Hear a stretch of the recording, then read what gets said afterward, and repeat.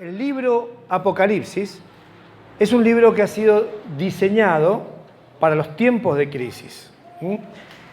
Y descubrir desde adentro, desde el mismo libro, la esencia de ese mensaje pastoral es un gran desafío como comunidad. No sé si, a mí me gustaría saber si han ido entendiendo lo que se ha ido predicando.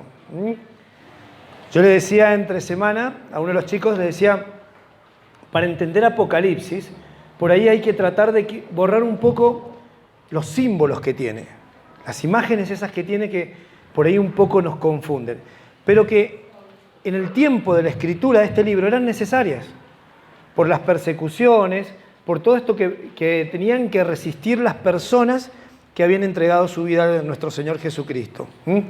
Es un libro que habla, ¿sí?, y que alienta a la resistencia en los tiempos de crisis.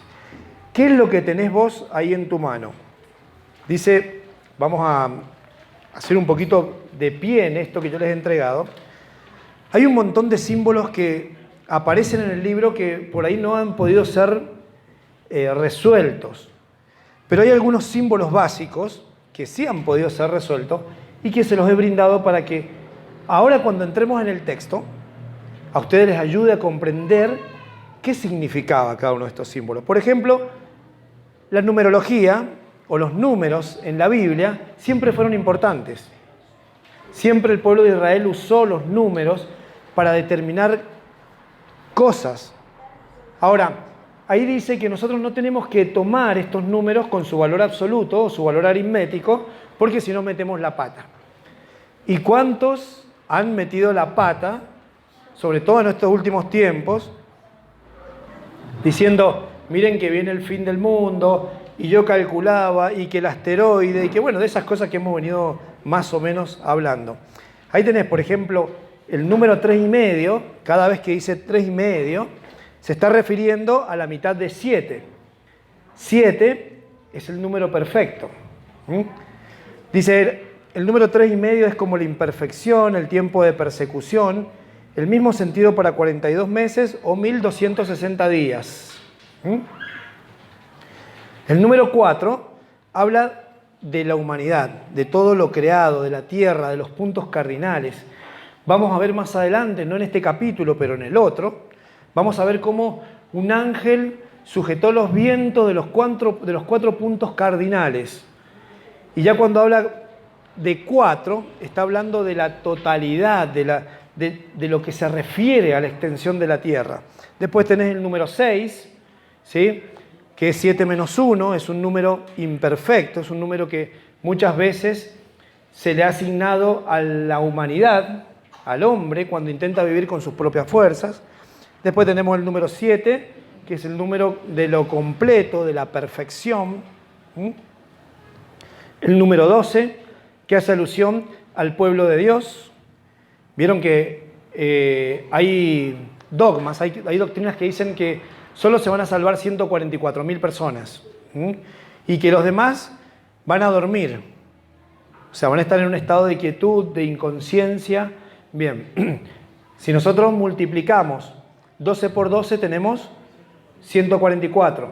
Y si le asignamos el nombre 1000, que acá aparece como una gran cantidad o que sugiere plenitud, ahí nos vamos a dar cuenta que el autor de Apocalipsis dice 12 por las 12 tribus de Israel, es decir, todos los que vivieron en el Antiguo Testamento.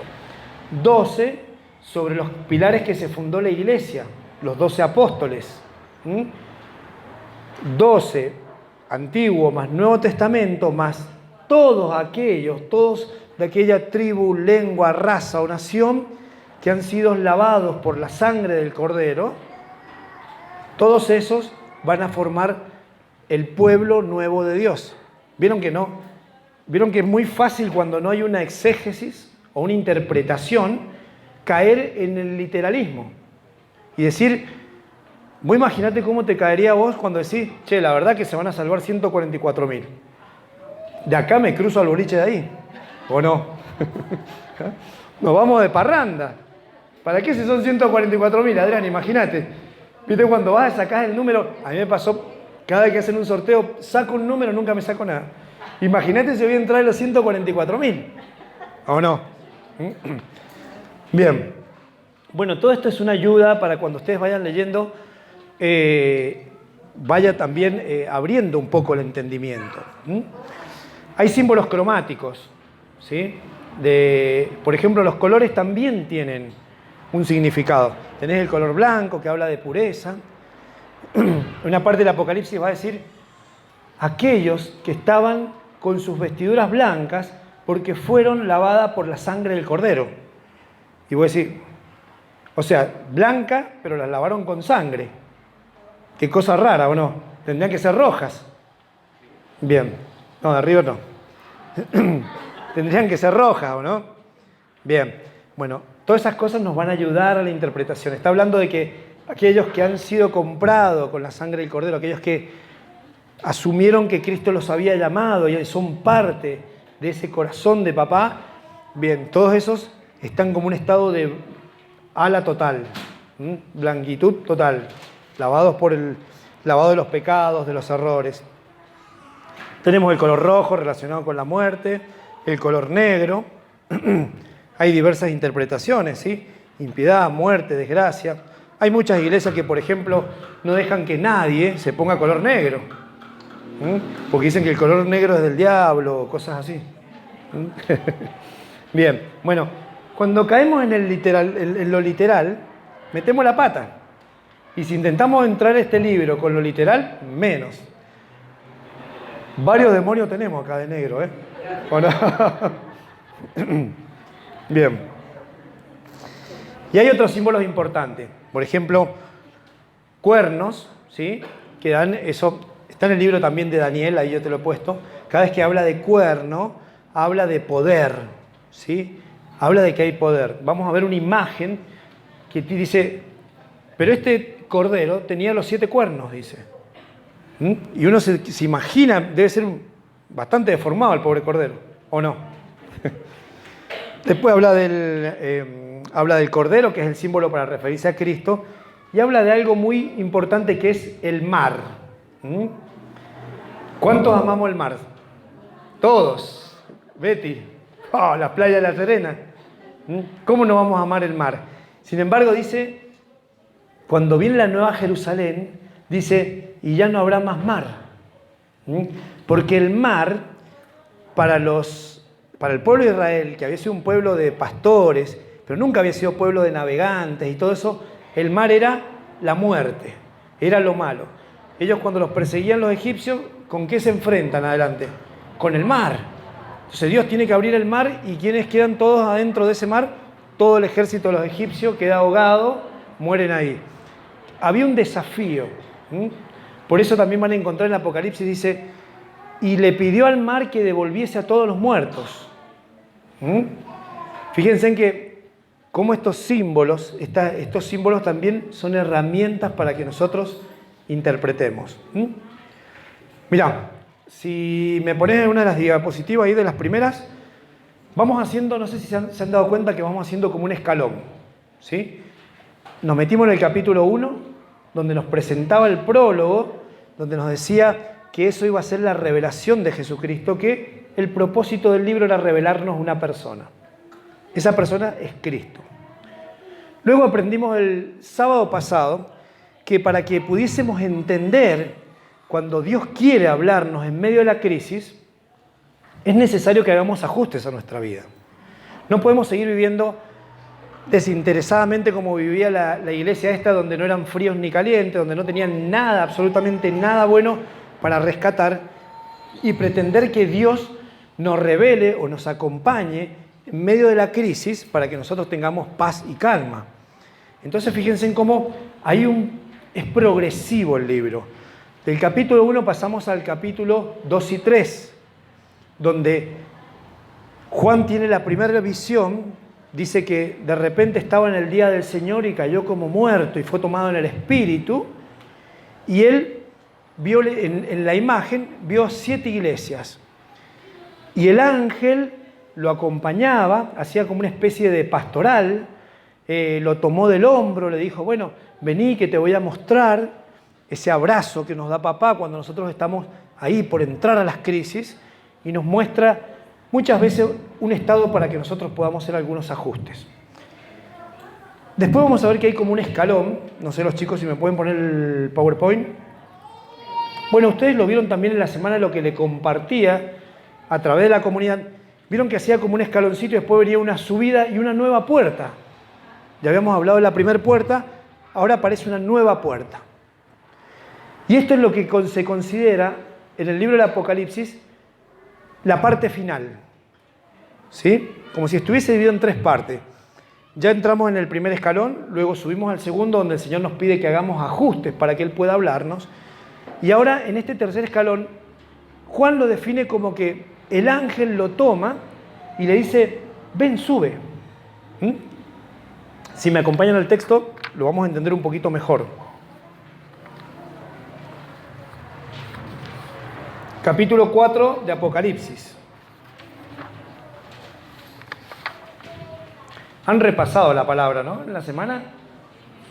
Ustedes saben que, hago un paréntesis, cada vez que se da un mensaje en la iglesia y vos te tomás de ese mensaje y vos decís, lo voy a repasar.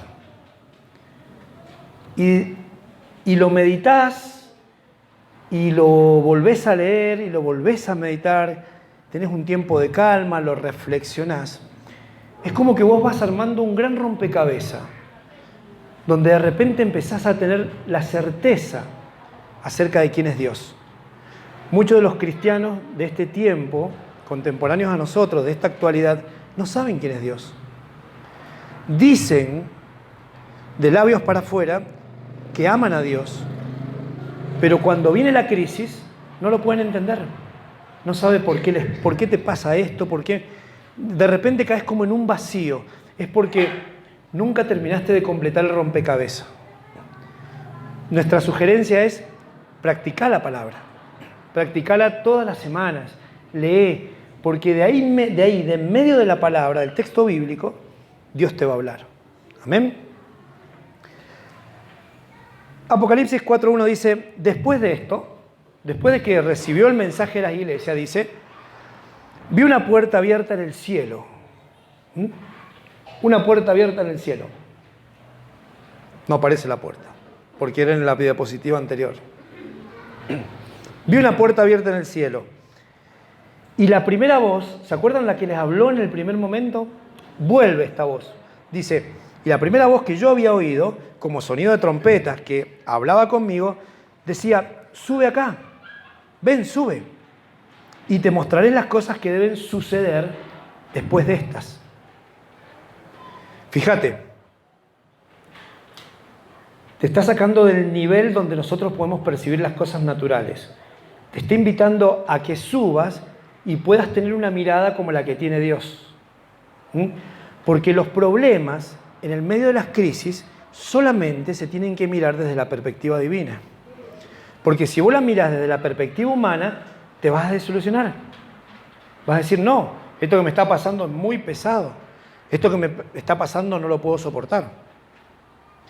Yo decía cómo el Señor va alineando todas las cosas. Y en mi testimonio personal, hace unos días fui al médico y en enero me tienen que operar, así que se van a salvar de escucharme. Y yo cuando primero me decían, y mirá, te tengo que operar de la garganta porque tenés un pólipo, vas a estar 15 días sin hablar. ¿Vos sabés lo que es tenerme 15 días sin hablar a mí? Imagínate, se me vino el mundo abajo. Porque uno tiene los discipulados, los cursos, las charlas. Ahora, solamente los problemas los tenés que mirar desde la mirada del Señor. Es de la única forma en la que nosotros lo podemos llegar a entender. Dice, sube acá y te mostraré las cosas que deben suceder después de estas.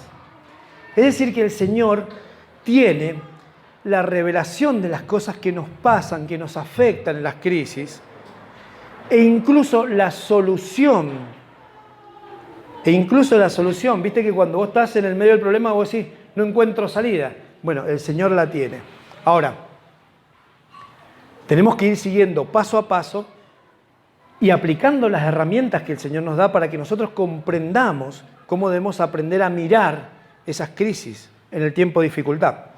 Dice, al instante estaba yo en el Espíritu. Otra vez, Juan en el Espíritu. Pero esta vez no estaba mirando las iglesias, esta vez estaba en el cielo.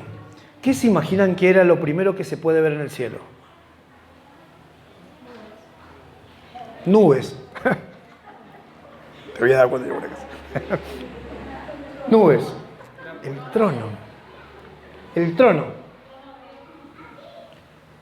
Estos capítulos, ¿saben por qué la serie se llama díptico? ¿Saben lo que es un díptico? Algo que es dos. ¿Vieron los trípticos? Esas cositas que ustedes abren y cuando vos tenés información lees la primera página y la primera página te lleva a la segunda y la segunda te lleva a la tercera. Bueno, el capítulo 4 y 5 de Apocalipsis están unidos. Son inseparables. Es un díptico. Por eso yo les puse por ahí una piecita de dominó como para que ustedes fuesen relacionando. Son dos capítulos que no se pueden separar porque van a contar una historia. Acá empieza la acción de Apocalipsis. Acá la cosa se va a empezar como a ensuciar un poco por la cantidad de símbolos y cosas que van a aparecer. Vieron que en el mensaje de la iglesia por ahí es más fácil predicar de eso porque es más comprensible. Pero en el capítulo 4 y 5 la cosa se ensucia un poco.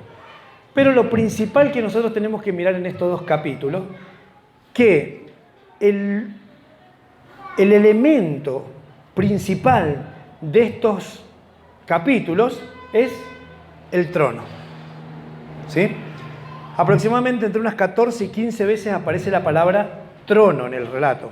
Es decir, que Juan nos está dando una indicación de que en el medio de la crisis nuestra mirada tiene que estar puesta en el trono de Dios, no en el problema. Vieron que nosotros siempre nos situamos en el problema. ¿Y qué es lo primero que queremos hacer? ¿Cómo lo resolvemos? Bien, en el medio de la crisis, en el medio del problema, nuestra mirada tiene que estar en el trono. En el capítulo 4 y 5 de Apocalipsis, el objeto principal es el trono. Dice, al instante estaba yo en el Espíritu y vi un trono colocado en el cielo y a uno que estaba sentado en el trono. Por eso cantamos, al que está sentado en el trono. ¿O no? No canté, me dice la María. Bueno, pero para que se acuerden de la canción. Y el que estaba sentado era de aspecto semejante a piedra, ya acá, guarda, porque piedra de jaspe y sardio, y alrededor del trono había un arco iris de un aspecto semejante a la esmeralda, y alrededor del trono había 24 tronos, y sentados en los tronos 24 ancianos vestidos de ropas blancas, con coronas de oro en la cabeza. Del trono salían relámpagos, voces y truenos, y delante del trono había 7 lámparas de fuego ardiendo, que son los 7 espíritus de Dios. Delante del trono había como un mar transparente semejante al cristal, y en medio del trono y alrededor del trono 4 seres vivientes, llenos de ojos por delante y por detrás. Y acá perdimos como en la guerra. Acá perdimos como en la guerra. Fíjense la vuelta que da Juan para decir Dios.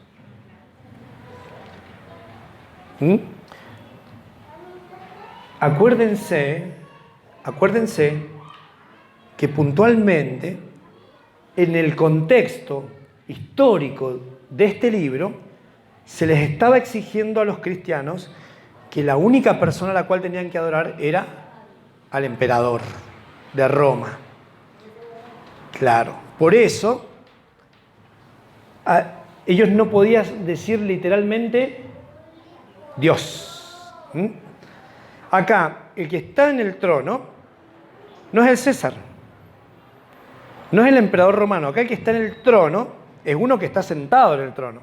No vamos a decir Dios, es uno que está sentado en el trono.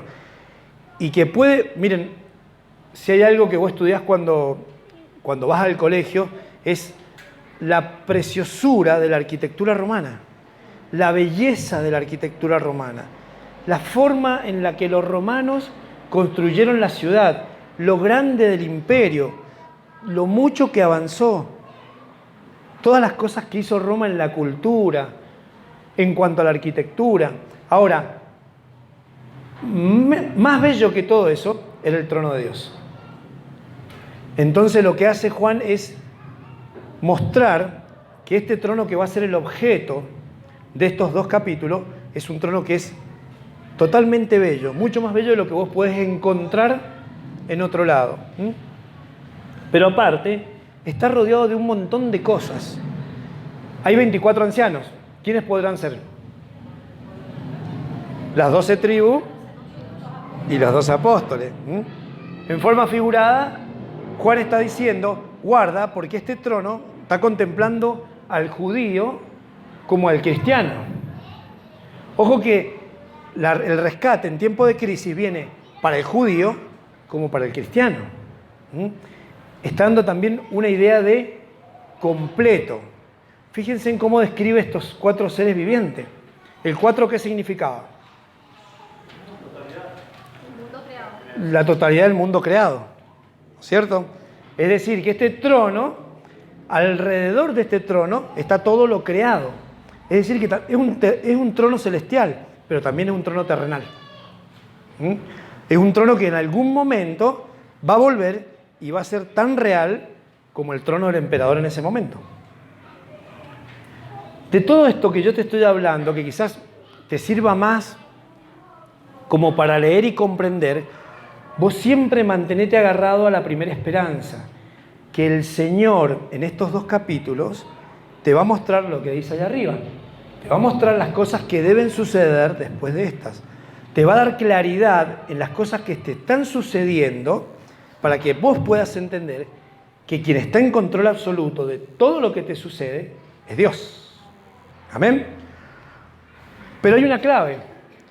Luego en el versículo 7 dice, el primer ser viviente, y acá los empieza a describir. El primer ser viviente era semejante a un león. El segundo era semejante a un becerro. El tercer tenía el rostro como el de un hombre. Y el cuarto era semejante a un águila volando. ¿Qué está describiendo? Todos terrenales. Por eso le decía que cuando dice los 4 seres vivientes, se está refiriendo a lo terrenal, ¿sí? El trono también tiene algo que ver con lo terrenal.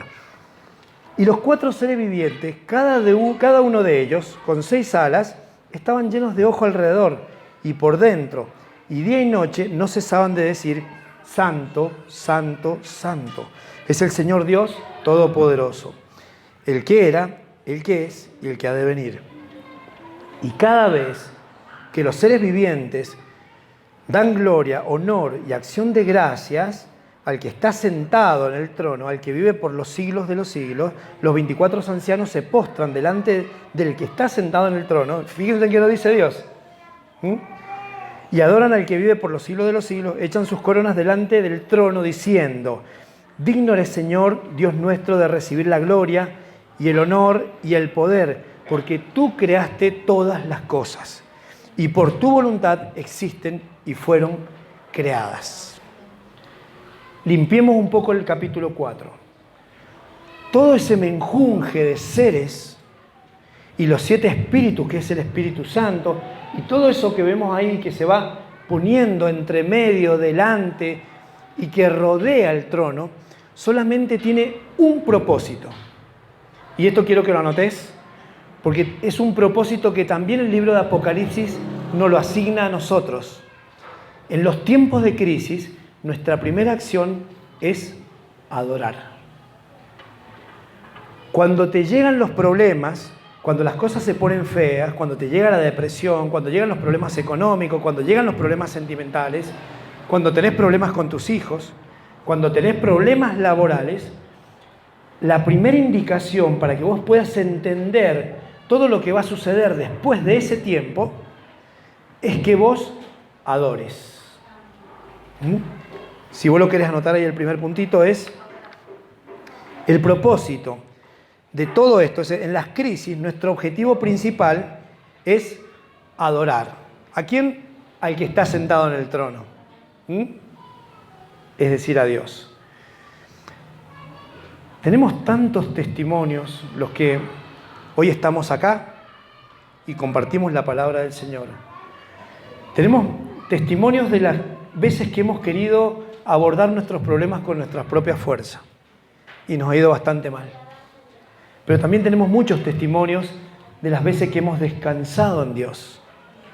Y que a pesar de que las cosas son injustas, a pesar de que las cosas no nos las merecemos, a pesar de que lo que nos está sucediendo no nos debería suceder, porque pensamos que somos cristianos, que somos hijos de Dios, que hemos dado nuestra vida al Señor, y aún así nos vienen esos problemas.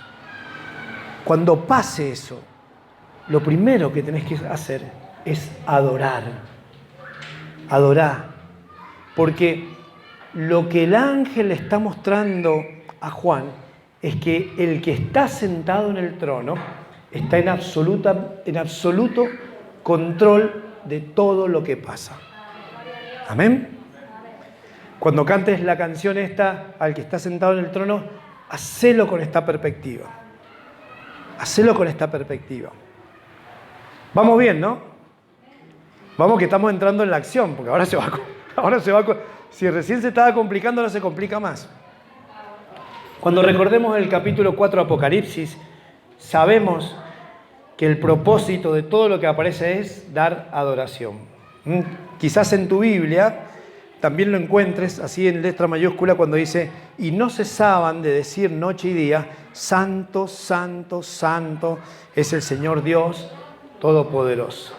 Amén. Vamos a ver si el sábado que viene estrenamos una canción que hable de esto. Pasamos a la segunda parte del díptico, capítulo 5. Bien, Juan, hasta ahí, todo bien. Está acompañado por el ángel, por esta compañía que tiene, y le dice: vení que vamos a ver y te voy a mostrar lo que va a suceder. ¿Sí? Entonces, ¿qué está esperando Juan? Que se le muestre lo que está sucediendo, ¿o no? ¿Qué le dice? Yo te voy a mostrar lo que te está pasando, lo que les está pasando a ustedes en este momento. ¿Qué espera Juan? Que le muestre lo que está pasando. Y esta literatura apocalíptica dice: y vi en la mano derecha del que estaba sentado en el trono un libro que estaba escrito por dentro y por fuera. ¿Qué tiene que tener? ¿Qué debe haber tenido ese libro? ¿Qué está esperando Juan que le comunique?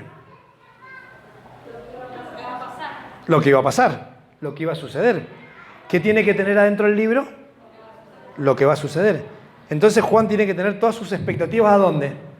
Allá arriba, para que el libro se abra y le muestre lo que está sucediendo. ¿O no? Un libro, la palabra traducida es rollo. ¿Sí? No eran los libros como los que tenemos nosotros ahora.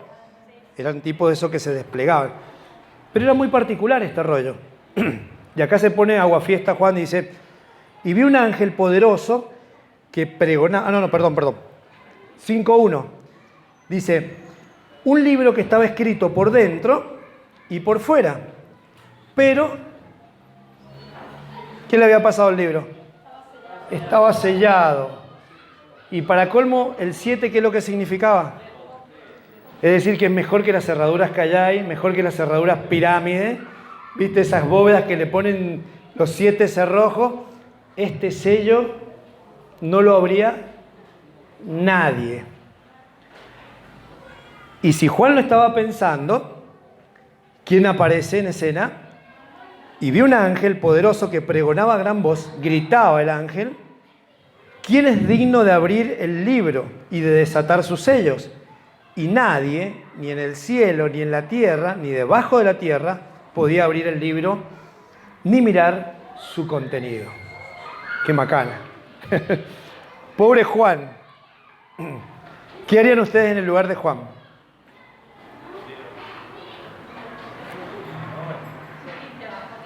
Se pinchan, ¿o no? Yo sabés las veces que me he pinchado cuando he dicho: no entiendo lo que me está pasando, ¿o no? ¿Saben qué hizo Juan? Se largó a llorar. Se largó a llorar. Y yo lloraba mucho, dice el versículo 4. Y yo lloraba mucho porque nadie había sido hallado digno de abrir el libro ni de mirar su contenido. Y acá viene de nuevo, ¿quién? La esencia del libro a hacer la parte pastoral. En ese momento, entonces, uno de los ancianos, de estos 24 que estaban adorando, se vino donde estaba Juan y le dijo, no llores. Porque eso es lo que hace Dios. Acá ya no es Dios directamente. ¿Quién es? Los ancianos. ¿Quién es? La iglesia, la palabra, la oración. Siempre ahí conteniendo. No llores. Y yo lloraba mucho porque nadie había sido hallado digno de abrir el libro ni de mirar su contenido. Entonces uno de los ancianos me dijo, no llores, mira. ¿A quién le dice que mire? Al león de la tribu de Judá, al poderoso, al Dios de Israel, ¿sí? La raíz de David. Él ha vencido para abrir el libro y sus 7 sellos. ¡Ja! ¿Quién es? No, el león de la tribu de Judá es Dios. Yo pensé lo mismo, chicos, cuando leía, pero después dije, a ver, hubiera dicho Jesucristo, pero dijo el león de la tribu de Judá, porque ¿quién puede abrir un sello cerrado herméticamente, un rollo cerrado herméticamente con 7 sellos, completo? Y el único, el león, el feroz, el que viene a destrozar, a matar, a vencer, ¿o no? Entonces podríamos, bueno, ya vamos a ir a la parte pastoral de esto. Entonces, dice, versículo 6, miré, ¿qué le dijo el ángel? Mira. ¿Y él qué hizo? Miró y no vio el león. Desapareció el león. Y miré y vi entre el trono, con los 4 seres vivientes y los ancianos, a un cordero. Hay algo gigante acá. Un cordero de pie como inmolado. Inmolado significa un cordero degollado. Pero este no estaba muerto. Estaba como degollado, pero estaba de pie. ¿Y por qué habrá estado de pie? Dice, este tenía 7 cuernos. ¿Qué es lo que es? Poder. Es decir, este que viene a reemplazar al león de Judá, al gran león de la tribu de Judá, tiene los 7 cuernos. Es decir, que tiene un poder absoluto. Pero no es león, es cordero. Este no hace lo que hace el león. Va y destruye y mata. Este es cordero. ¿Este qué hace? Apacienta. Más adelante vamos a ver que es un cordero que apacienta. No es un pastor que apacienta, es un cordero que apacienta. Y miré y vi entre el trono, con los 4 seres vivientes y los ancianos, a un cordero de pie como inmolado, que tenía 7 cuernos. No solamente tenía el poder completo, sino aparte tenía 7 ojos. Es decir, que lo podía ver todo. Es decir, que puede ver todas las cosas que a vos te suceden. Es decir, que puede ver lo que vos pensás que Dios no ve. Ahí en el medio del problema vos podés decir, Dios me ha abandonado. Error, Dios nunca te ha abandonado, porque ahora hay un cordero que tiene el poder absoluto y que tiene la capacidad de mirar absolutamente todo. Dice, un cordero de pie como inmolado que tenía 7 cuernos, 7 ojos, que son los 7 espíritus de Dios, es decir, tiene el espíritu completo de Dios, Dios mismo, enviados por toda la tierra. No está revisando lo que pasa en el cielo, sino lo que le pasa a tu propia vida.